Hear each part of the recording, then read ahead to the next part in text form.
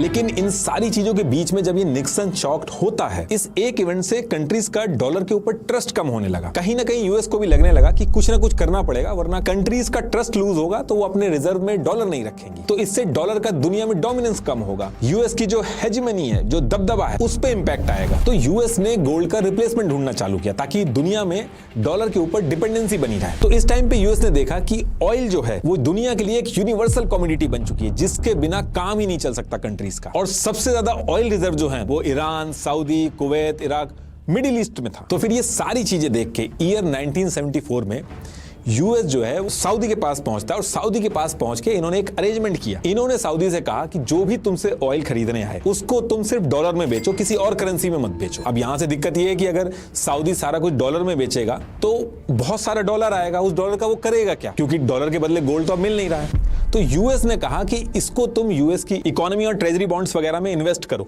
और हम तुमको सिक्योरिटी गारंटीज और प्रोटेक्शन वगैरह देंगे। अब सऊदी की जो रॉयल फैमिली है, इनकी कंट्रीज के अंदर रिलीजियस ऑपोजिशन, मिलिट्री कूप्स, इन सब का बहुत ज्यादा खतरा था, और यूएस का सपोर्ट अगर इनके साथ आ जाता, मतलब कि कोई भी इनको हाथ नहीं लगा सकता। यूएस अगर कह रहा है कि वो सिक्योरिटी गारंटी देगा, तो इसका मतलब यूएस इनके पीछे खड़ा है, कोई इनको टच नहीं कर पाएगा। और सऊदी के लिए कोई बड़ी चीज नहीं थी कि ऑयल को सिर्फ डॉलर में ही लेना है, क्योंकि डॉलर तो ऑलरेडी ग्लोबल करेंसी चली रही थी, लोग डॉलर में ही खरीद रहे थे। तो सऊदी इस चीज के लिए मान गया, और एक साल के अंदर ही ईयर 1975 तक सऊदी ने, उस समय ओपेक कंट्रीज के अंदर सऊदी की बहुत चलती थी, तो सऊदी ने बाकी ओपेक कंट्रीज को भी इस चीज के लिए मना लिया, और ऑयल जो है वो डॉलर में बिकने लगा। इससे जो ऑयल के प्राइस होते हैं वो भी इनके हिसाब से सेट होने लगे। ये चीज करके यूएस ने पूरी दुनिया के अंदर डॉलर की एक परमानेंट डिमांड बना दी।